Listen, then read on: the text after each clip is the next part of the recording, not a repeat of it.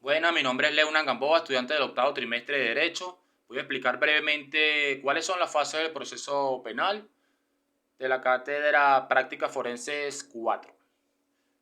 Para dar inicio, es importante mencionar que el proceso penal se divide en tres fases principales, como es la fase de investigación, la fase preliminar y la fase de juicio oral y público. Ahora, yo considero que de estas tres fases se desprenden dos más, como son la fase de impugnación y la fase de ejecución. En la fase de investigación, el proceso se va a iniciar mediante una denuncia, una querella o presentando un oficio. Aquí se da, por ejemplo, los órganos de seguridad del Estado cuando aprenden una persona en flagrancia. Esta debe ser presentada, poner a la orden del tribunal antes de las 48 horas. Aquí el juez de control, aquí se va a celebrar la audiencia y el juez de control le da la palabra al Ministerio Público, que como titular de la acción penal y el responsable de dirigir dicha investigación, es el encargado de imputar los delitos al investigado. Aquí el Ministerio Público es responsable de dar conocimiento al imputado de los delitos los cuales se le está imputando, así como también debe solicitar las medidas cautelares que considere pertinente al juez de control. El juez de control debe dar la palabra también al imputado, así como a la defensa pública o privada. Recordemos que es un derecho constitucional que todos tenemos de ser oídos. El imputado puede expresarse o no. Eh, Esta fase de investigación concluye con los actos conclusivos. Es responsabilidad del Ministerio Público solicitar al juez de control mediante los actos conclusivos, que no es más que el sobreseimiento de la causa, el archivo fiscal y la acusación. Son estas tres formas en que el proceso puede terminar o puede seguir el curso del mismo. El único acto conclusivo que le va a hacer, continuidad al proceso es la acusación, que va a permitir pasar a la segunda fase. Aquí el juez de control analiza toda la situación y otorga un lapso prudencial de 45 días, que va a ser igual para ambas partes, el Ministerio Público para que pueda sustentar su acusación y la parte de la defensa público-privada para que pueda sustentar sus argumentos y poder defenderse. En la fase preliminar se inicia con la acusación formal por parte del Ministerio Público ante el juez de control.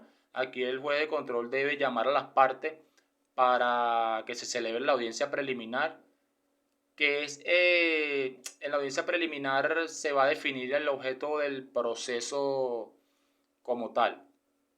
En esta fase o el juez de control es el encargado o el garante de que se depure, se controle, se supervise y que se lleven a cabo, que se le dé cumplimiento a todas esas garantías procesales.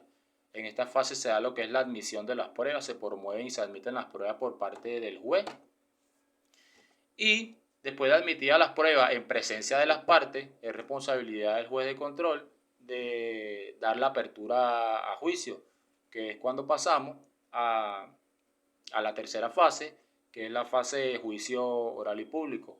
Esta se inicia mediante una audiencia oral y pública. Eh, Aquí es donde se da lo que yo lo llamo como la contienda, ¿sí? Aquí el juez de juicio debe velar por que se le dé fiel cumplimiento a esos principios procesales, por ejemplo, principio de continuidad, principio de publicidad, principio de igualdad, debido proceso, principio de legalidad, de concentración. Se deben dar todos, él debe ser garante de que se cumplan todos estos principios. Aquí se van a evacuar todas las pruebas por parte del Ministerio Público, va a presentar todos esos elementos de convicción que determinen que el imputado es responsable del hecho punible y la defensa por su parte va a presentar todos esos argumentos alegatos.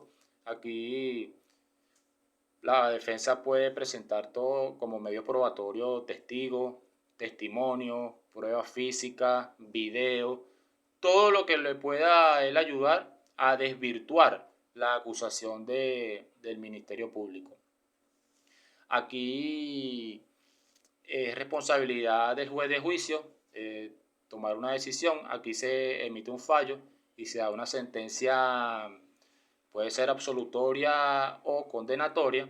En caso que la sentencia sea condenatoria, el juez de juicio debe enviar una copia de la sentencia al juez de ejecución para que se lleve a cabo el proceso pertinente, así como también debe enviar una copia a los órganos penitenciarios, que siempre y cuando sean parte del proceso como tal.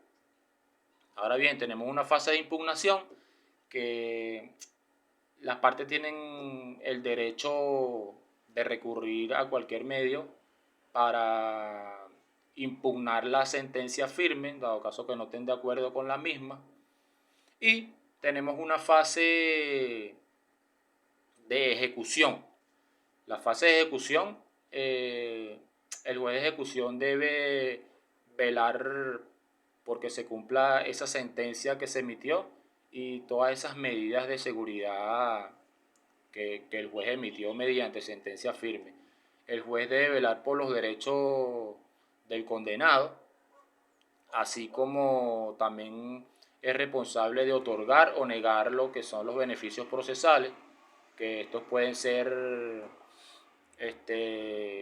libertad condicional, destacamento de trabajo, confinamiento y supresión condicional de la pena. Es importante mencionar que las partes están en todo su derecho de apelar a cualquiera de ambas circunstancias, bien sea, me refiero a los beneficios procesales, bien sea cuando otorga un beneficio procesal o cuando niega un beneficio procesal. Las partes están en su derecho de apelar esta decisión. Muchísimas gracias.